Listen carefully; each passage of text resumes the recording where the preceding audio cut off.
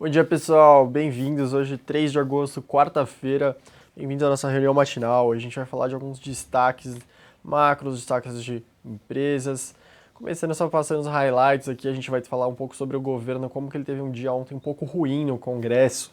A gente também vai comentar sobre alguns indicadores que foram apresentados principalmente na Europa e na Ásia, dados de PMI, dados de vendas do varejo. Também um pouco de cautela dos mercados, por conta principalmente do preço de petróleo que bateu 40, impressionante como o preço de petróleo deu uma recuada muito forte nos últimos tempos.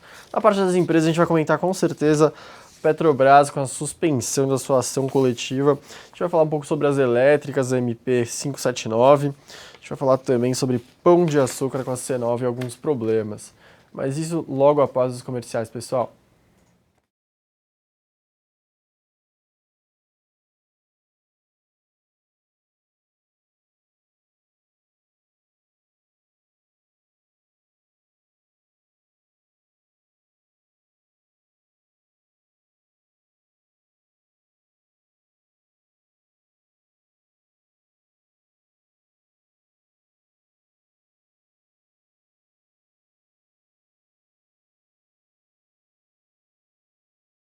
Bem-vindos de volta. Então, começando na parte internacional, a gente teve vendas no varejo na zona do euro, que permaneceu estável, era exatamente o que o mercado aguardava. Então, segundo a Eurostat, vendas no varejo permaneceram estável para o mês de junho contra maio. A gente também teve na zona do euro dados de PMI, PMI composto subiu de 53,1 para 53,2. É uma alta ligeira, mas de qualquer forma, depois do Brexit, todo mundo aguardava que esses dados começassem a recuar fortemente. Não é isso que está acontecendo, então é algo para se comemorar por lá. Aí, olhando especificamente o PMI da Alemanha, foi de 54,4 para 55,3, maior nível em 7 meses, muito bom, muito além do que o mercado aguardava. Na França, o indicador foi de 49,6 para 50,1, também passando de dados de contração para praticamente estabilidade. Aí o dado ruim, obviamente, veio do Reino Unido, o PMI de serviços de lá passou de 52,3 para 47,4, aí sim um dado bem crítico, menor nível desde março de 2009. Na Ásia, a gente também teve um dado de PMI vindo da China, o PMI de serviços da China foi de 52,7 para 51,7. Os mercados lá fora na Ásia recuaram bastante, por conta um pouco desses dados de China, um ponto por conta das fraquezas no preço de petróleo recuou bastante na madrugada por lá. Como eu falei, chegou a bater a barreira do 40, o WTI estava operando a cerca de 39,8 barril antes da gente subir para cá. Então os mercados ficaram um pouco cautelosos, um pouco preocupados, e também a gente vai ter alguns indicadores dos Estados Unidos importantes que podem deixar ainda mais os mercados atentos. As bolsas na Europa e nos futuros de Nova York também estavam no campo negativo. Na parte doméstica, dois destaques somente. A gente teve ontem o governo tentando, mas não tendo muito sucesso em votar a meta fiscal de 2017, não conseguiu por falta de quórum, então não foi atingido ainda um acordo com a oposição, não avançou a pauta da votação dos destaques dos vetos, nem das propostas da nova medida meta fiscal para o próximo ano.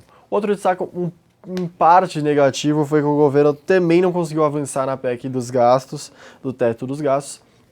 Ele conseguiu dar um passo para frente, conseguiu avançar, mas não tanto quanto esperado. Então o texto não foi votado por causa de um pedido de vista da PEC em duas sessões. Então vai demorar um pouquinho a mais, lembrando que esse é um dos principais pontos que o mercado aguarda que sejam aprovados ainda esse ano. O governo está se mobilizando bastante para aprovar a PEC do teto dos gastos o quanto antes, para sinalizar para o mercado que realmente está comprometido com a justiça fiscal, quer passar a PEC dos gastos aplicando também para a saúde e educação, que é um dos pontos mais críticos. Ontem teve um movimento entre aquela bancada do SUS tentando se mobilizar e se juntar com a bancada da educação para tentar barrar. Mas de qualquer forma, ao que tudo indica, o governo está conseguindo parecer que vai mobilizar os deputados suficientes para conseguir passar o PEC dos gastos por completo. Só antes de agora de passar para a Bruna, para a parte das empresas, falar só do fluxo. Ontem os locais terminaram net compradores em 7 milhões, destaque na compra para Lojas Americanas, Pão de Açúcar e Petro 4, na venda para Cielo e Itaúsa, e nas duas pontas para Bradesco, CVC, Ambev, Banco do Brasil e BVMF. Agora fiquem com a Bruna, a parte das empresas, pessoal. Bom dia, pessoal. Obrigada, Gustavo. Então vamos passar aqui para as nossas notícias corporativas. Começando por Petrobras. Ontem, no final do pregão, a companhia informou que a Justiça dos Estados Unidos suspendeu por tempo indeterminado o julgamento da ação coletiva contra a empresa, que foi movida pelos acionistas por conta de toda a confusão da Lava Jato. A suspensão foi determinada pela Corte de Apelação depois dos recursos movidos pela própria estatal. E além da suspensão dessa ação, ela suspende também outras 27 ações individuais, também feitas por investidores contra a empresa petroleira. Bom, passando aqui para outro destaque importante na empresa, tem aqui uma carta que o Pedro Parente, presidente da companhia, enviou para os empresários, reclamando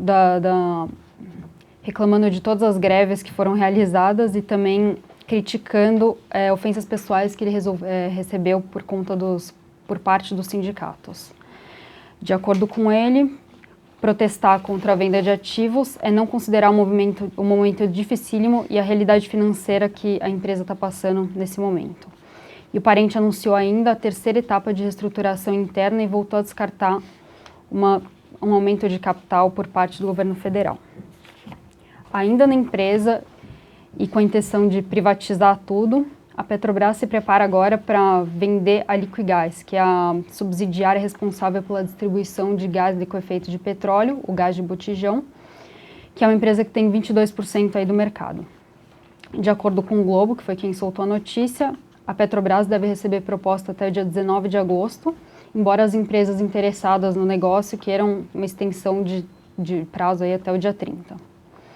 A expectativa é que o vencedor seja anunciado em setembro e o valor deve ficar entre 2,2 bilhões e 2,5. Passando para a Eletrobras agora.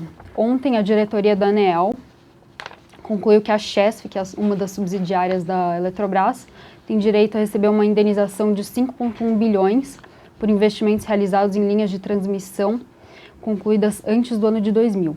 E o valor vai ser pago por meio da conta de luz. Só para contextualizar aqui,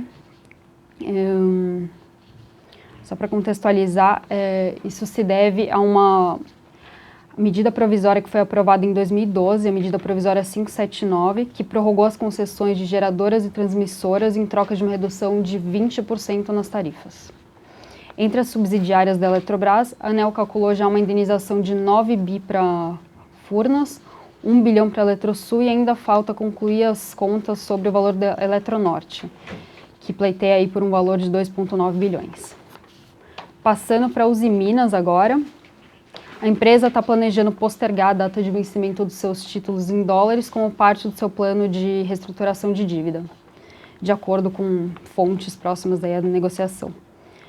Então, ela deve oferecer aos credores algumas opções para reestruturar 180 milhões de notas com vencimento em 2018. E o mais provável é que ela estenda os vencimentos dessas notas sem um haircut explícito, de acordo com essas fontes.